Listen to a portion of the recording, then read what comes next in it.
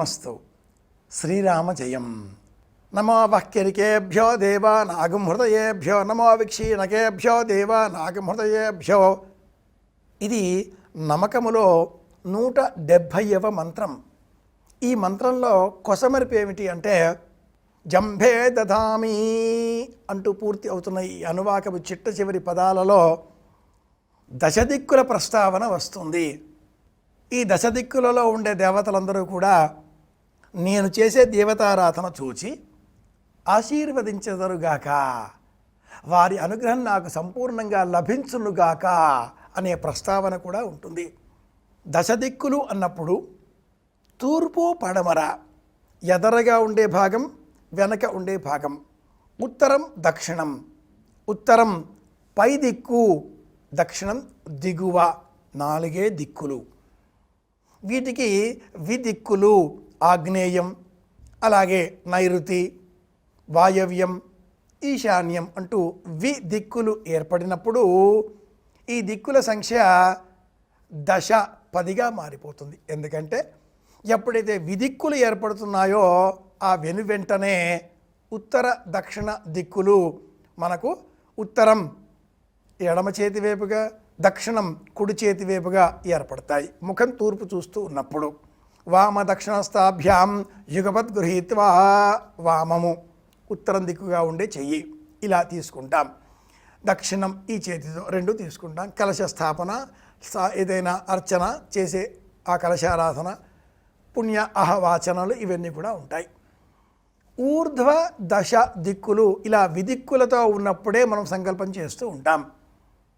దశ దిక్కులలో ఉండే దేవతలందరూ కూడా ఆరాధించేటటువంటి పరమదైవం ఈశ్వరుడు, మహేశ్వరుడు, సదాశివుడు. అమ్మవారు లలితాపరాశక్తి సింహాసనం మీద కూర్చొని ఉండగా దిగువన పరమేశ్వరుడు ఆసన రూపంలో ఉంటాడు.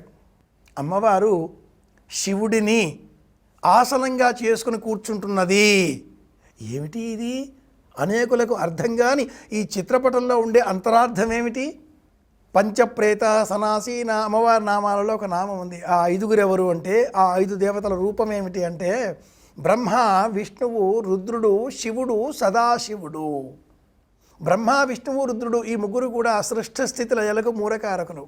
ఈశ్వరుడు, సదాశివుడు ఆ పైన మనకు సృష్టి క్రమాన్ని, ప్రపంచాన్ని శాసించేటటువంటి పరమదైవం సదాశివుడు.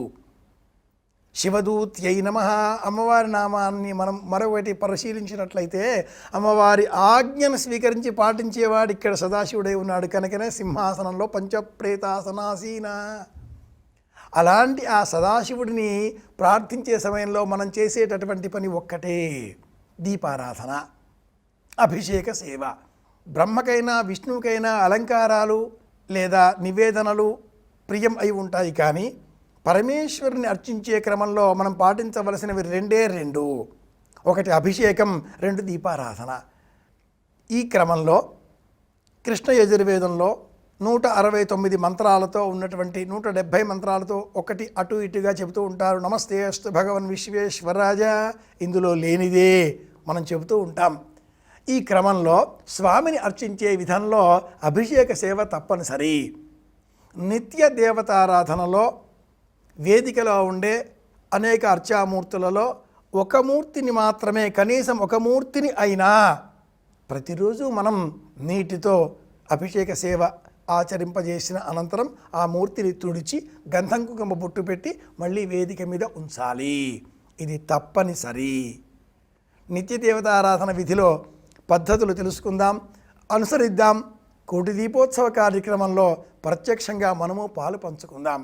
దీపారాధన అనగానే కోటి దీపోత్సవంలో ఒక్క దీపం వెలిగించడం మాత్రమే అని కాకుండా మహానుభావులు, పీఠాధిపతులు, ధర్మాధికారులు, శ్రేష్ఠులు, ప్రపంచ జ్ఞానం తెలిసిన వారు ప్రసంగాలను ఇస్తారు.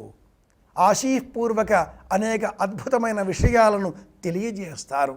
ఇది ఒక మధురమైన అనుభూతి. ప్రత్యక్షంగా పాలు పంచుకునే అవకాశం లేని ఎడల పరోక్షంగానైనా మన గృహాలలో కూర్చొని ఇలానైనా చూద్దాం, జ్ఞానాన్ని పెంచుకుందాం. మళ్ళీ కలుసుకుందాం. శ్రీరామ జయం. శుభమస్తు.